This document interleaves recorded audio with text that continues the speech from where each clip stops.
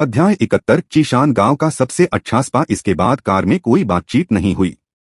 कारण यह था कि लिन मोमो को लगा कि उसकी मदद ने शेन गु को 2 बार मुश्किल स्थिति में डाल दिया था, इसलिए उसने बुद्धिमानी से चुप रहकर और अधिक परेशानी से बचने का प्रयास किया। इस आइस ब्रेकर के बिना सुजुकी, जो छोटी मोटी बातें करने वालों में से नहीं थे, तुरंत चीमा कार की पिछली सीट पर शांत हो गए। एक बार लियांगशी के कांपते हाथ का अनुभव करने के बाद शिक्षक झो यांग ने लियांगशी की ड्राइविंग की निगरानी पर अधिक ध्यान केंद्रित किया, क्योंकि जैसे ही चीमा कार चेंडोंग शहर से निकली और चिशान गांव के पास पहुंची, पहाड़ी सड़कों का अनुपात बढ़ गया। वास्तव में सबसे अच्छे गर्म झरने हमेशा गहरे पहाड़ों में होते हैं।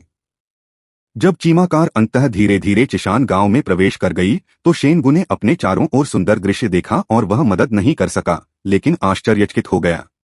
चिशन गांव में सबसे अच्छे गर्म पानी के झरने तक पहुंचने के लिए हमें कार से उतरकर पहाड़ी रास्ते पर चलना होगा।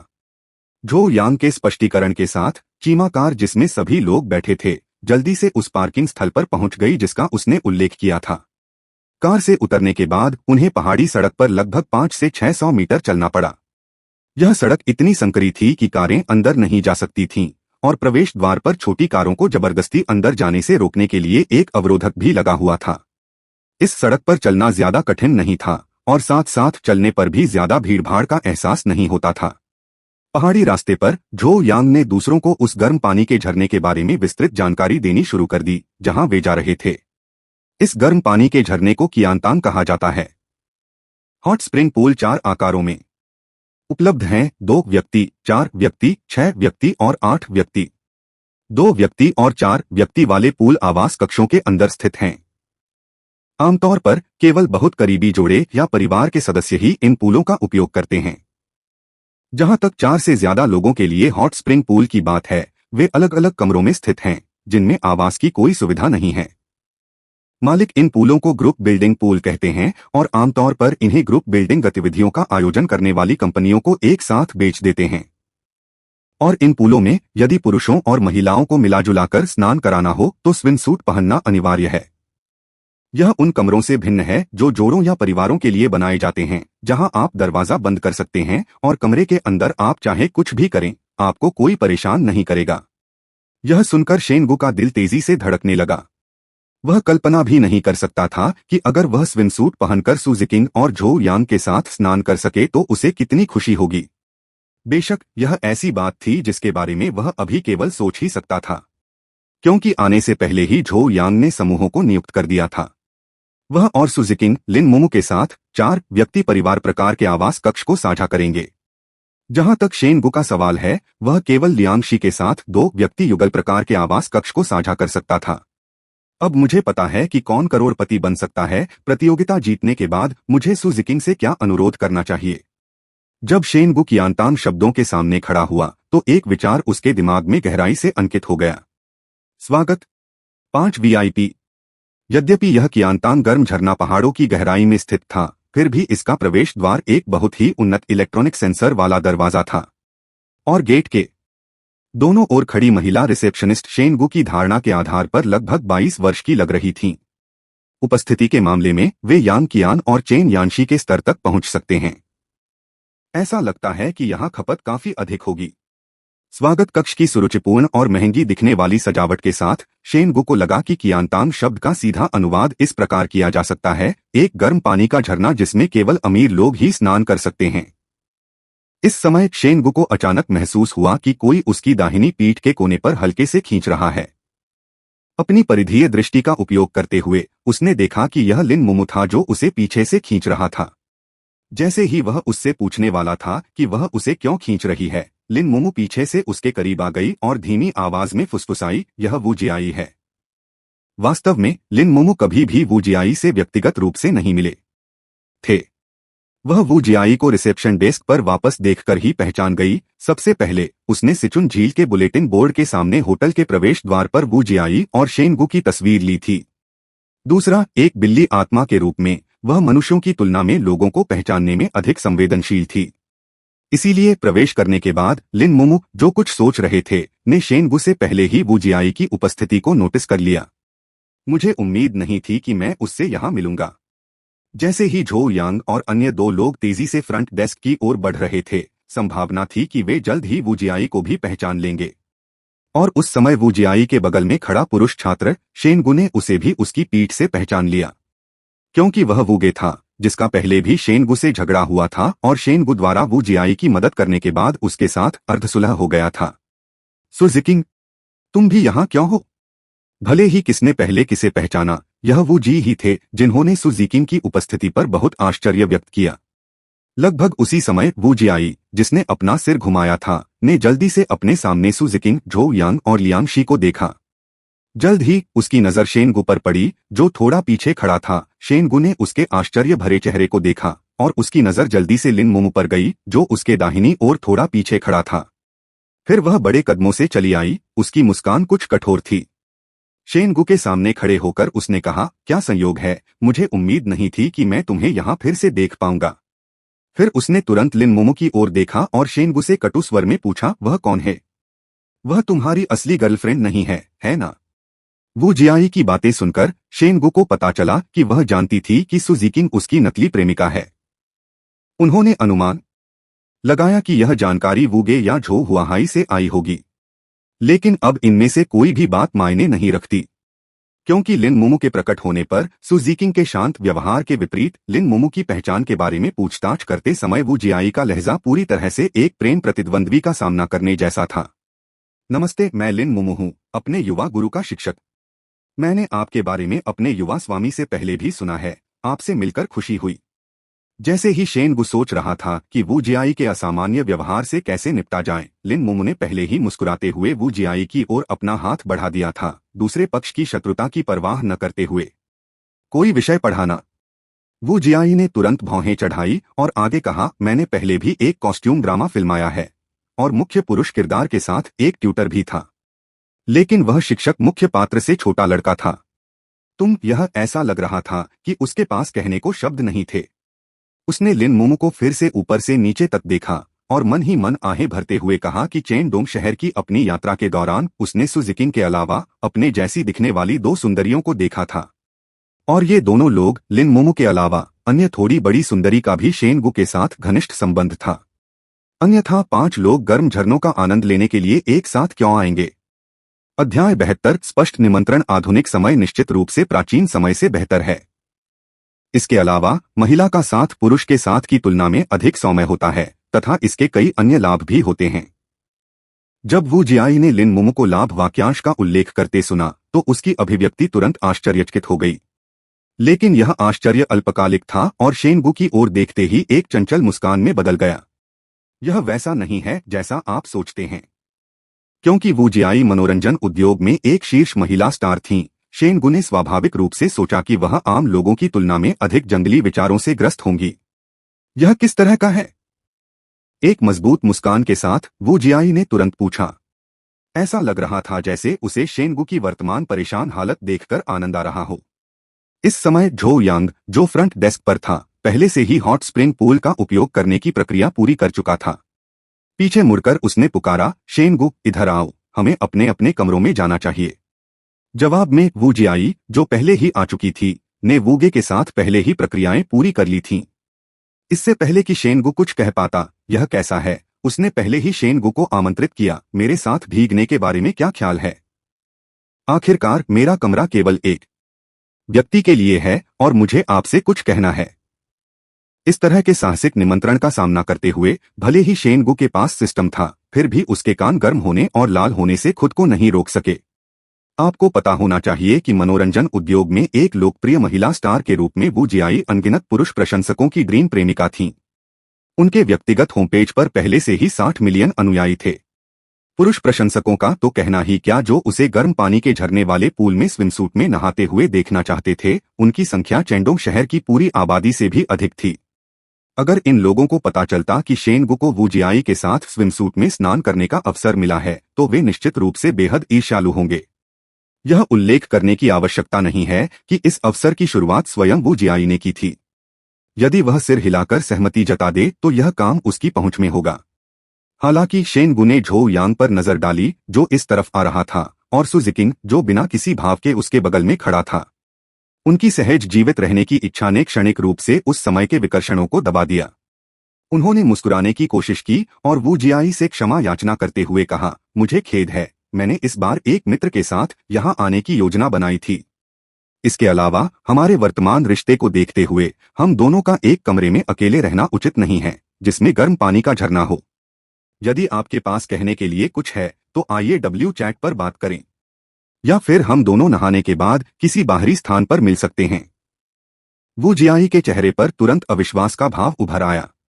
तुमने सचमुच मुझे अस्वीकार कर दिया। क्या आप जानते हैं कि कितने लोग इस तरह का अवसर चाहते हैं लेकिन अपने जीवन काल में इसे कभी प्राप्त नहीं कर पाते? शेनगू ने वू जियाई की बात पर यकीन कर लिया। अपनी मौजूदा प्रसिद्धि और प्रशंसकों के आकर्षण को देखते हुए वह कोई अतिशयोक्ति नहीं कर रही थी, लेकिन इस समय भी उसे मना करना पड़ा। मुझे खेद है, आपके द्वारा आमंत्रित किया जाना मेरे लिए सम्मान की बात है।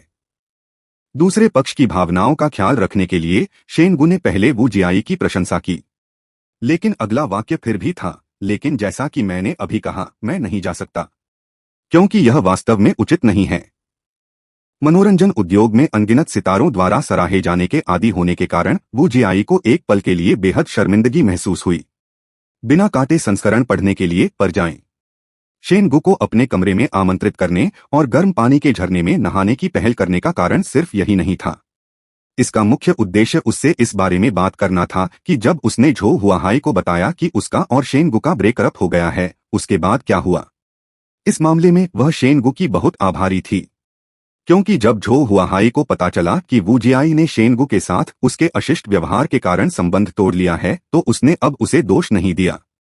उन्होंने यहां तक कि चैंडोंग शहर में आमंत्रित करने के लिए किए गए अनुबंध को पूरा करने का वादा भी किया, जिसके तहत उन्हें एक बड़ी उपस्थिति शुल्क का भुगतान करना था और उन्हें कौन करोड़पति बन सकता है कार्यक्रम के मेजबान के रूप में काम करना था।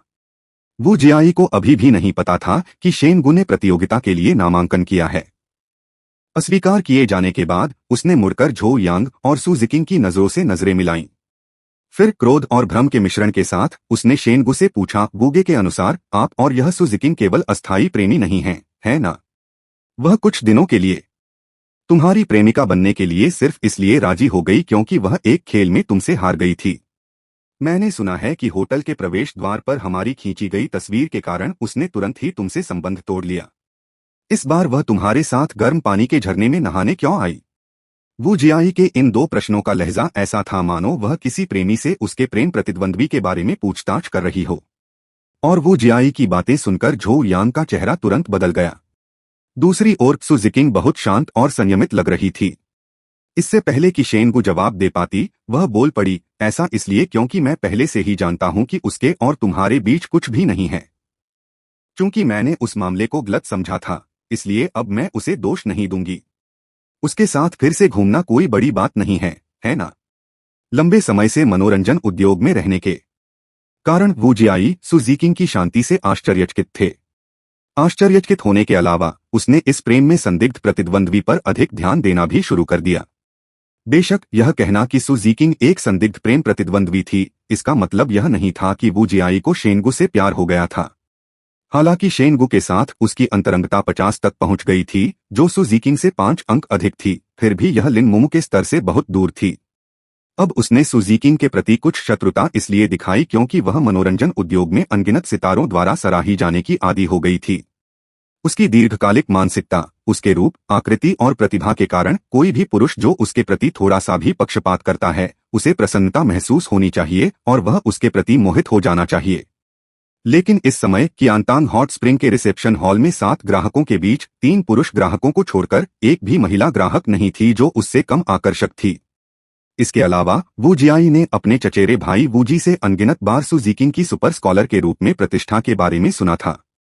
इसने वू जियाई की श्रेष्ठता की भावना को पूरी तरह से खत्म कर दिया, विशेष रूप से इस स्वागत कक्ष में कॉलेज के छात्र शेनगू के सामने। क्या तुमने उसे समझाया? वू जियाई ने जानबूझकर शेनगू से हैरान स्वर में पूछा, तुम और वह वास्तव में प्रेमी नहीं हैं, उसे यह समझाने की कोई जरूरत नहीं है ना? इस पल शेनगू अभिभूत महसूस कर रहा था। उसने कभी उम्मीद नहीं की थी कि वह उन चारों ऐसा स्तर की देवियों को इकट्ठा कर लेगा जिन्हें सिस्टम ने उसे यहां जीतने के लिए कहा था। क्या यह वही नहीं है जिसे उपन्यासों में अक्सर शूरा क्षेत्र कहा जाता है? हालांकि उनमें से किसी ने भी मेरे साथ आधिकारिक तौर पर संबंध की पुष्टि नहीं की है, लेकिन एक भी गलत कदम संभावित रूप से मेरे एक या कई विजय लक्ष्यों के प्रति मेरे स्नेह को बहुत कम कर सकता है। यह सोचते हुए शेनगु ने वू जियाई के प्रश्न का सामना किया। उसका मुंह थोड़ा सा खुला, लेकिन वह एक शब्द भी बोलने से हिचकिचा रहा था। बहन। यह देखकर कि वू जियाई ने सू जिकिंग के प्रति शत्रुता दिखानी शुरू कर दी है, वूगे ने प्रतिकूल स्थिति को भांपते हुए तुरंत दौड़कर उसकी बाह पकड़ ली और उसे समझाया, यदि वे ऐसा नहीं चाहते तो हम उन्हें मजबूर क्यों करें? अगर आप अकेले बोर हो रहे हैं तो मैं आपके साथ आपके कमरे में आ सकता हूं। चलो जल्दी चलें। बोलते हुए उसने वू जियाई को उस कमरे की ओर खींचना शुरू कर दिया जहां वे गर्म पानी के झरने में स्नान करने जा रहे थे। उनके कार्यों से निस्संदेह शेनगु की परेशानी दूर हो गई। तुम्हारे के लिए अच्छा है, जाओ अपने कमरे में जाकर नहा लो। वू जियाई, जिसने भी पद छोड़ने का अवसर लिया, हंसते और डांटते हुए वूगे के हाथ से अपने कमरे का चाबी कार्ड ले लिया और विचित्र स्वागत कक्ष से बाहर चली गई। जाने से पहले वह अपना फोन निकालना और शेनगु की ओर लहराना नहीं भूली और कहा, हम बाद में वीचैट के माध्यम से संपर्क करेंगे, वीडियो कॉल भी ठीक है। अध्याय 73। महिला सेलिब्रिटी ने कमरा नंबर भेजा। मुझे वास्तव में इसकी उम्मीद नहीं थी। वह जो हमेशा मनोरंजन उद्योग में ध्यान का केंद्र होती हैं, वास्तव में यहाँ शेनगु के प्रति इतनी सक्रिय होंगी। वू जियाई और वूगे रिसेप्शन हॉल में सभी की नजरों से उछल हो गए। उसके बाद झो यांग ने शेनगु और लिन मोमो का सामना किया जो उसकी ओर आ रहे थे, और उन्होंने सू जिकिंग से ये शब्द कहे। सू जिकिंग ने तो और भी ज्यादा अतिशयोक्ति की। उसे वू जियाई के व्यवहार और झो यांग की बातों पर न सिर्फ गुस्सा आया, बल्कि उसने ये दो वाक्य भी कहे, एक लड़का जितना अधिक उत्कृष्ट लड़कियों का ध्यान आकर्षित कर सकता है, उतना ही अधिक वह स्वाभाविक रूप से अद्वितीय आकर्षण प्रदर्शित करता है। या इसके विपरीत हो सकता है कि उसके पास सचमुच अनोखा आकर्षण हो जो कुछ बहुत ही उत्कृष्ट लड़कियों को आकर्षित कर सके। ये दोनों कथन कुछ हद तक मुर्गी और अंडे की समस्या के समान हैं। लेकिन जब ये शब्द सुपर स्टडी जीनियस सू जिकिंग द्वारा कहे गए तो वे एक सामान्य व्यक्ति की तुलना में अधिक दार्शनिक लग रहे थे। क्या केवल एक व्यक्ति का पंजीकरण करना ठीक है? हालांकि झो यांग ने आने से पहले ही उसे आश्वासन दिया था कि जब तक वह इस हॉट स्प्रिंग रिसोर्ट की सुपर वीआईपी के रूप में आएगी, हॉट स्प्रिंग वाले प्रत्येक कमरे के लिए केवल एक व्यक्ति को पंजीकृत होने की आवश्यकता होगी। फिर भी शेनगु ने अपना पहचान पत्र निकाला और फ्रंट डेस्क से पूछा। उनके दिल में इसका कारण वू जियाई द्वारा बनाए गए विचारोत्तेजक विषय को कमजोर करना था। यह ठीक है सर, और आप भी यहाँ नहीं रहेंगे। फ्रंट डेस्क पर पुरुष रिसेप्शनिस्ट ने शेनगु के शब्दों का बहुत विनम्रता से उत्तर दिया। तो फिर चलें। शेनगु, जिसे लियांगशी के समान कमरे का कार्ड मिला था, अब कुछ समय के लिए सू जिकिंग और झो यांग से अलग होना चाहता था। रिसेप्शनिस्ट के मार्गदर्शन का पालन करते हुए वह अपने और लियांगशी के लिए गर्म पानी के झरने वाले कमरे की ओर आगे बढ़ा। रिसेप्शन हॉल से सभी के बाहर निकलने के कुछ ही देर बाद उन्होंने रिसेप्शन हॉल और हॉट स्प्रिंग रूम को जोड़ने वाले गलियारे के एक तरफ एक छोटी सी हॉट स्प्रिंग सप्लाई की दुकान देखी। झो यांग ने आने से पहले शेनगु से इस स्टोर का उल्लेख किया था, इसलिए उसने आने से पहले अपने और लिन मोमो के लिए स्विमसूट नहीं खरीदे। और उन पांचों में से झो यांग को छोड़कर, जो एकल छात्रावास से अपना स्विमसूट लेकर आई थी, अन्य कोई स्विमसूट नहीं लेकर आई थी। तुम लड़के पहले खरीद सकते हो और हम बाद में खरीद लेंगे। हॉट स्प्रिंग स्टोर में सू जिकिंग ने विभिन्न सुंदर स्विमसूटों को देखा और शर्म का एक दुर्लभ संकेत दिखाया। चुनना शुरू करने के बजाय उसने शेनगु और लियांगशी को पहले चुनने दिया। तो फिर मैं बाद में चुनूंगा। क्योंकि शेनगु के अलावा यहाँ लियांगशी भी थे, लिन मोमो ने सू जिकिंग की बातें सुनने के बाद भी यही व्यक्त किया। तो मैं पहले कमरे में जाऊंगा और तुम्हारे लिए पानी रख दूंगा। स्विमसूट या अन्य चीजें खरीदने के लिए पैसा मेरे खाते में गिना जाएगा। यद्यपि झो यांग अपना स्विमसूट लेकर आई थी, फिर भी उसने स्टोर में मौजूद 3 लड़कियों के लिए कई प्यारे प्लास्टिक के बत्तख और ताजे गुलाब की पंखुड़ियों का एक बड़ा बैग खरीदा। ऐसा लग रहा था कि वह बाद में इन बत्तखों और पंखुड़ियों को गर्म पानी के झरने में डालना चाहती थी ताकि वे खेल सकें और सजावट का भी काम कर सकें। इन्हें खरीदने के बाद उसने विक्रेता को अपना सुपर सदस्यता कार्ड दिखाया और 2 बैग लेकर दुकान से बाहर निकल गई। महिलाओं के स्विमसूट की तुलना में पुरुषों के स्विमसूट रंग और शैली के मामले में बहुत कम होते हैं। शेनगु ने चुनने से पहले लिन मोमो पर नजर डाली और पाया कि वह स्विमसूट चुनने के लिए उसका इंतजार करने में बहुत रुचि रखती थी। दूसरी ओर सू जिकिंग ने जानबूझकर शेनगु और लियांगशी की ओर पीठ कर ली और महिलाओं के स्विमसूट शेल्फ के सामने खड़ी होकर केवल देख रही थीं, चुन नहीं रही थीं। तो फिर मैं लेस और जल्दी सूखने वाली सामग्री के साथ गहरे नीले रंग का स्विमसूट चुनूंगी। चूंकि वह यहाँ सुजिकिंग की स्विमसूट चुनने की प्रक्रिया नहीं देख सका, इसलिए शेनगू ने जल्दी से अपने लिए एक स्विमसूट चुन लिया। फिर उन्होंने अपना बैंक कार्ड लिन मोमो को दे दिया और कहा कि जब वह अपना बिल चुन ले तो वे दोनों मिलकर उसका भुगतान कर दें, और बैंक कार्ड अस्थायी रूप से उनके पास रख दिया गया। आखिरकार स्विमसूट जैसी अधिक निजी चीजों के लिए वह नहीं चाहता था कि झो यांग भुगतान करे, अकेले ही उसे सुजिकिंग के लिए भुगतान करने के लिए कहें। जहां तक इस आदमी लियांग शी का सवाल है तो उसके लिए भुगतान करने का उन पर कोई दायित्व नहीं था। ठीक है युवा स्वामी। कार्ड प्राप्त करने के बाद लिन मोमो ने सुजिकिंग के सामने युवा मास्टर शब्दों पर जोर दिया। इससे उनका रिश्ता घनिष्ठ तो प्रतीत हुआ, लेकिन बहुत अधिक अंतरंग नहीं। ऐसा लगता है कि भविष्य में मुझे जल्द से जल्द उसके फोन पर स्कैन कोड भुगतान फंक्शन स्थापित करना चाहिए, जो अधिक सुविधाजनक होगा। ऐसा सोचते हुए स्विमसूट के पैसे चुकाने के बाद शेनगू की लियांग शी के बारे में धारणा थोड़ी बेहतर हुई। इसके बाद वे दोनों साथ साथ हॉट स्प्रिंग स्टोर से निकले और सीधे उस कमरे की ओर चल पड़े जो झो यांग ने उनके लिए व्यवस्थित किया था। क्योंकि झो यांग ने पहले उल्लेख किया था कि इस हॉट स्प्रिंग रिसोर्ट के हर कमरे में एक रेफ्रिजरेटर था जिसमें विभिन्न प्रकार के पेय पदार्थ भरे हुए थे, इसलिए उन्हें इस स्टोर से हॉट स्प्रिंग में नहाने के लिए पानी खरीदने की जरूरत नहीं थी। कमरा 127 में प्रवेश करने के बाद शेनगू के सामने लियान शी का व्यवहार अब पहले जैसा शांत नहीं था जब वे सभी के सामने थे। चूंकि झो यांग द्वारा खोला गया 4 व्यक्ति गर्म पानी का झरना कमरा यहां से बहुत दूर था, इसलिए दरवाजा बंद करने के बाद लियान शी को ज्यादा चिंता नहीं हुई और उसने उत्सुक स्वर में शेनगू से पूछा, तुमने अपने शिक्षक को यह नहीं बताया कि मैंने उस दिन लिफ्ट में क्या कहा था, है ना? लियान शी को बहुत घबराया हुआ देखकर शेनगू को यह बहुत अजीब लगा, क्योंकि इस बार मिलने के बाद से ही वह शांत रहने का नाटक कर रहा था। इसलिए उसने उस आदमी को चिढ़ाने का फैसला किया और कुछ उलझन में होने का नाटक करते हुए पूछा, क्या कहा आपने? आप लिफ्ट में हैं? क्या हमने कभी एक साथ लिफ्ट में सफर किया है? इस प्रतिक्रिया से लियान शी काफी उदास हो गया। जब वह और झो यांग पहले यिंजू शॉपिंग मॉल में शेनगू से मिले थे तो उन्हें पता चला कि झो यांग वास्तव में शेनगू के शिक्षक थे, जिससे वह बेहद चिंतित हो गए। लेकिन उस समय उसके पास शेनगू को अकेले पाकर उससे कोई मदद मांगने का कोई मौका नहीं था, इसलिए वह शुरू से ही चिंतित था। जब झो यांग ने उसे ग्रुप को गर्म पानी के झरने पर ले जाने के लिए आमंत्रित किया तब उसे पता चला कि वह शेनगू को भी साथ ले आई है। इससे उसे शक हुआ कि शेनगू और झो यांग का रिश्ता आम गुरु शिष्य के रिश्ते से कहीं ज्यादा गहरा था। इस एहसास के कारण उन्हें पूरे सफर में बेचैनी महसूस हुई। हालांकि उसने अनुमान लगाया कि शेनगू ने संभवतः झो यांग को वह मामला नहीं बताया था, अन्यथा झो यांग का उससे पहले ही झगड़ा हो चुका होता। लेकिन जब उसे अंततः शेनगू के साथ अकेले रहने का मौका मिला तो वह उससे इसकी पुष्टि करने के लिए इंतजार नहीं कर सका। यदि शेनगू ने कहा कि उसने नहीं बताया तो उसने उस समय ऐसा कहने का कोई कारण गढ़ने की योजना बनाई। वास्तव में वह उस समय बिना किसी उचित कारण के अपना असंतोष व्यक्त कर रहे थे। लेकिन अब शेनगू ने दावा किया कि उसे याद नहीं है। इससे लियांग शी, जो स्वयं को बहुत चालाक समझता था, को अचानक बेचैनी महसूस हुई। हालांकि उस समय वे अजनबी थे, लेकिन यह असंभव नहीं था कि शेनगू ने उसे नोटिस नहीं किया था। लेकिन लियांग शी को अब भी लगता था कि यह संभावना बहुत कम है।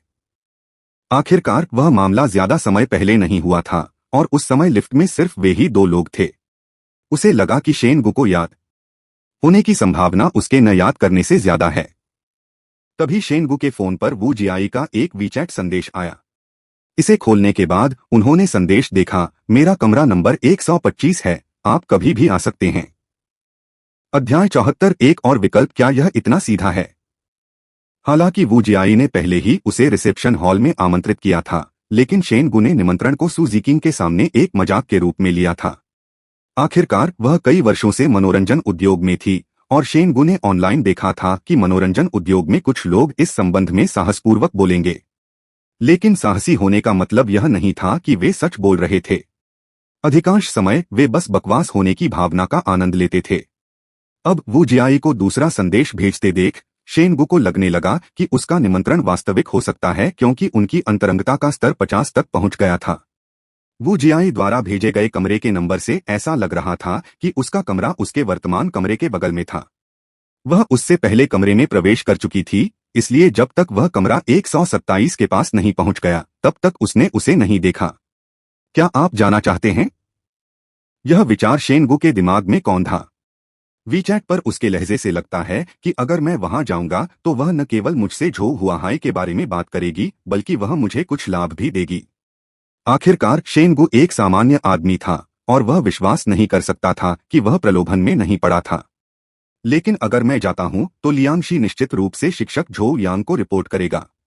भले ही वह यह नहीं जानता कि मैं वूजियाई को ढूंढने गया था। जब तक वह शिक्षक झो यांग को बताता है कि मैं लंबे समय से कमरा 127 में नहीं गया हूं, सुजीकिंग की चतुराई शायद यह अनुमान लगा लेगी कि मैं वूजियाई के कमरे में गया था। यह सोचकर शेनगु का दिल धड़कने लगा। वह दरवाजे से कुछ कदम आगे बढ़ा और डबल बेड पर बैठ गया। उसके चेहरे के भाव लगातार बदल रहे थे। क्या गलत? क्या तुम्हें कुछ याद आया?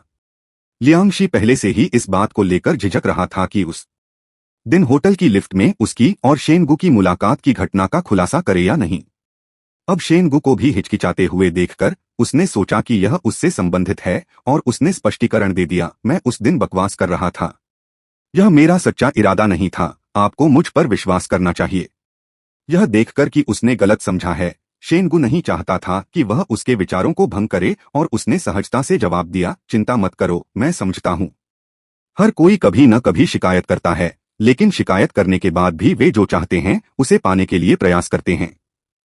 इन शब्दों को सुनकर लियांगशी तुरंत खुशी से मुस्कुरा उठे और उन्होंने तुरंत शेनगु को धन्यवाद दिया। भाई, यह बहुत अच्छी बात है कि आप इस तरह सोचते हैं। फिर वह बहुत गंभीरता से खड़ा हुआ और शेनगु को आश्वस्त किया, मैं कसम खाता हूं कि मैं उसे सचमुच पसंद करता हूं। आप निश्चिंत रहिए, मैं उसके साथ अच्छा व्यवहार करूंगा। हालांकि इस आश्वासन ने शेनगु को उसे गंभीरता से लेने के बजाय उसके प्रति उसकी सतर्कता को बढ़ा दिया। चिंता करते हुए उसने मन ही मन सोचा, अगर ऐसा है तो मैं तुम्हें मेरे बारे में शिक्षक झो यांग को रिपोर्ट करने का अवसर नहीं दे सकता। हो सकता है कि वह तीनों लड़कियों के गर्म पानी के झरने वाले कमरों के दरवाजे खटखटाने का अवसर ले और मेरे गायब होने की सूचना देने के बहाने स्विमसूट में शिक्षक झो यांग की एक झलक पाने के लिए इसका इस्तेमाल करे। यह सोचते हुए शेनगु ने जल्दी से अपने विचार आगे बढ़ाए, अगर उस समय वह न केवल शिक्षक झो यांग का स्विमसूट देखता है बल्कि सुजीकिंग और लिन मोमो का भी स्विमसूट देखता है तो मुझे और भी अधिक नुकसान होगा। यह महसूस करते हुए कि यह एक संभावना थी, शेनगु को अपने नीचे जलन महसूस हुई। वह अचानक नरम बिस्तर से उछल पड़ा। उन्होंने कहा, नहीं नहीं, बिल्कुल नहीं। उसके अचानक और असामान्य व्यवहार ने लियांगशी को भयभीत कर दिया। उसने सोचा कि जब शेनगु ने नहीं कहा तो वह शिक्षक झो यांग से उसकी शिकायत की घटना का उल्लेख कर रहा था।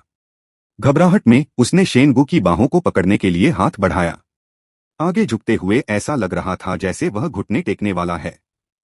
मूल रूप से शेनगु के वर्तमान कौशल के साथ उसके लिए इस पकड़ से बचना और यहां तक कि एक मुक्का के साथ पलटवार करना आसान होगा। लेकिन बहुत ही कम समय में उसने लियांगशी के असली इरादों को भांप लिया और उसे अपनी बाहें पकड़ने की अनुमति दे दी, फिर उसके सामने घुटने टेक दिए। यह आदमी सचमुच निर्दयी है। मुझे उस दिन जो कुछ हुआ उसके बारे में शिक्षक झो यांग को बताने से रोकने के लिए वह बिना किसी हिचकिचाहट के मेरे सामने घुटनों के बल बैठ गए। शेनगु अपने दिल में आश्चर्यचकित था, यह महसूस करते हुए कि लियांगशी के पास शिक्षक झो यांग के लिए एक बड़ी योजना थी। भले ही वह शिक्षक झो यांग से सच्चा प्यार करता हो, फिर भी वह ऐसा कदम उठा सकता है। लेकिन उस दिन होटल की लिफ्ट में शेनगु ने उसे ईमानदारी से बोलते सुना था। चूंकि वह इस तरह से व्यवहार करता है, अगर मैं उसे शिक्षक झो यांग का सफलतापूर्वक पीछा करने दूं तो वह निश्चित रूप से आहत होगी।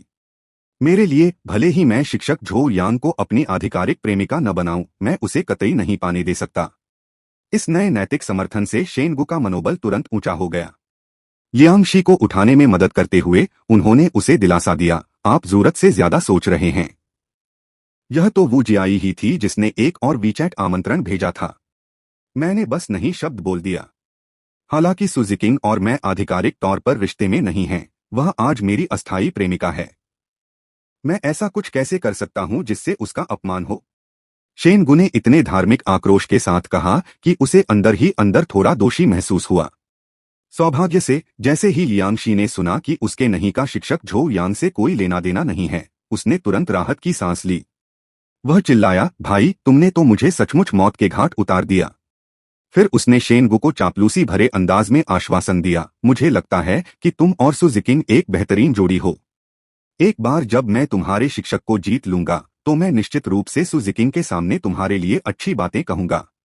जब वह मेरे साथ होती है तो अक्सर सु जिकिंग के बारे में बात करती है और ऐसा लगता है कि सु जिकिंग के उसके साथ भी अच्छे संबंध हैं, अन्यथा वह हॉट स्प्रिंग्स में आने के लिए क्यों सहमत होगी? इतना निजी मामला।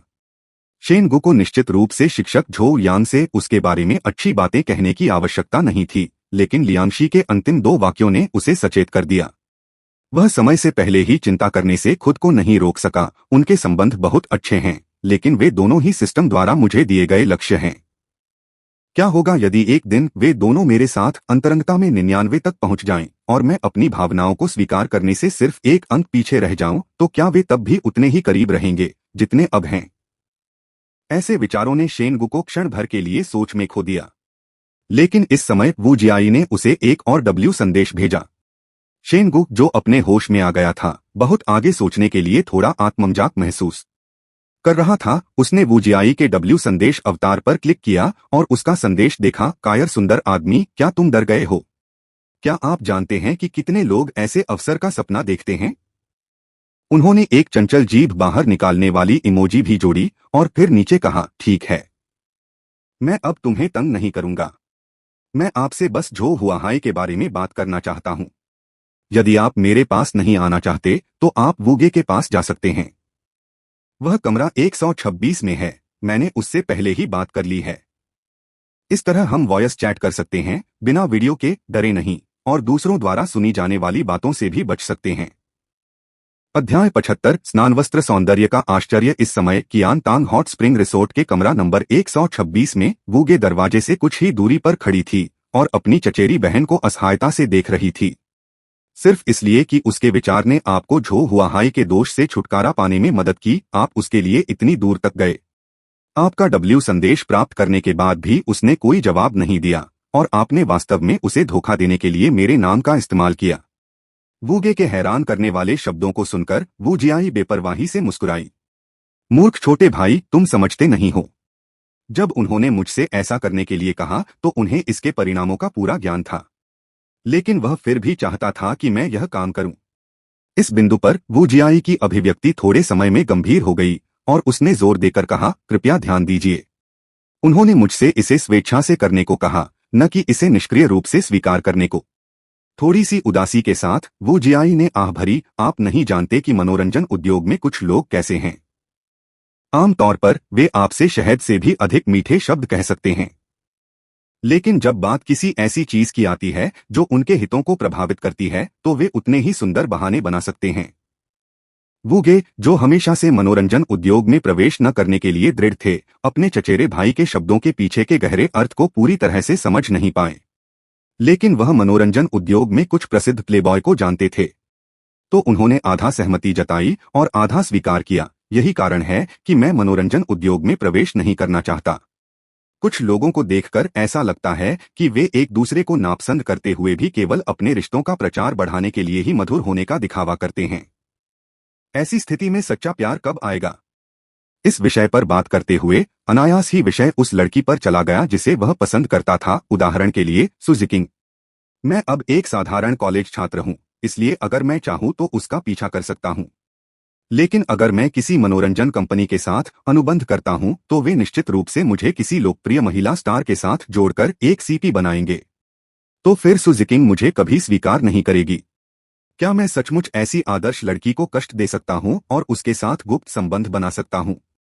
हालांकि वूगे की बातें समझ में आती थीं, फिर भी वू जियाई हंसे बिना नहीं रह सकी। गर्म पानी के झरने वाले कमरे का दरवाजा खोलते हुए उसने मजाक में वूगे को चिढ़ाया, आपकी बात से ऐसा लगता है कि आप मनोरंजन उद्योग में प्रवेश किए बिना भी उसका पीछा कर सकते हैं। क्या तुमने नहीं देखा कि शेन गु और वह कितने करीब हैं? वे एक साथ गर्म पानी के झरने में भी नहा सकते हैं। जब बात सु जिकिंग की आई तो वूगे का चेहरा तुरंत लाल हो गया। तुम ऐसा मत कहो। घबराए और हकलाते हुए वूगे ने जल्दी से सु जिकिंग का बचाव किया। जब आप रिसेप्शन हॉल में बात कर रहे थे तो मैंने रिसेप्शन डेस्क पर उनके आगमन के लिए कमरे की व्यवस्था के बारे में सुना। वह झो यांग और शेन गु द्वारा लाई गई महिला के साथ एक कमरे में रह रही है। चूंकि शेन गु उसके साथ गर्म पानी के झरने में कमरा साझा नहीं कर रहा है, तो समस्या क्या है? अपने छोटे चचेरे भाई की चिंतित अभिव्यक्ति को देखकर वू जियाई ने उसे चिढ़ाना जारी रखा। यह जरूरी नहीं कि सच हो। वे इस बार साथ नहीं हैं क्योंकि वे अपने शिक्षक के साथ आए हैं। वे एक ही कमरे में नहीं रह सकते। शायद अगली बार सिर्फ वे दोनों ही होंगे। तब तक है। अंत में अस्पष्ट हंसी ने वूगे का चेहरा बदसूरत बना दिया। यह देखकर कि वूजी अब और बर्दाश्त नहीं कर सकती, वू जियाई ने विषय को वापस शेनगु को धोखा देकर उससे मिलने के असली उद्देश्य पर वापस ला दिया। तो इस बार तुम्हें मेरी मदद करनी होगी। अगर इस बार शेनगु मेरे आकर्षण से मोहित हो गया तो शायद वह सुजीकिंग के लिए आपसे प्रतिस्पर्धा नहीं करेगा। और इन शब्दों से वूगे की आंखें चमक उठीं। वह अचानक अधिक प्रेरित हो गया। तभी पास के एक कमरे के दरवाजे के बाहर दरवाजा खुलने की आवाज आई। वूगे ने सोचा कि शायद शेनगु ही होगी, इसलिए वह तुरंत वू जियाई के सामने दौड़ा और उसे गर्म पानी के झरने वाले कमरे में धकेल दिया। धक्का देते हुए उसने धीमी आवाज में कहा, जल्दी से अंदर छुप जाओ। जब मैं उसे बाद में लाऊंगा तो सब कुछ आप पर निर्भर है।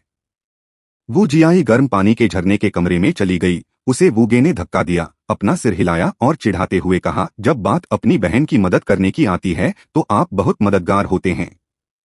जैसे ही आपको सुजीकिंग का पीछा करने में लाभ होता है आप बहुत उत्साहित हो जाते हैं। वू जियाई की चिढ़ाने वाली हरकतों से शर्मा गया और जल्दी से गर्म पानी के झरने वाले कमरे का दरवाजा बंद कर दिया।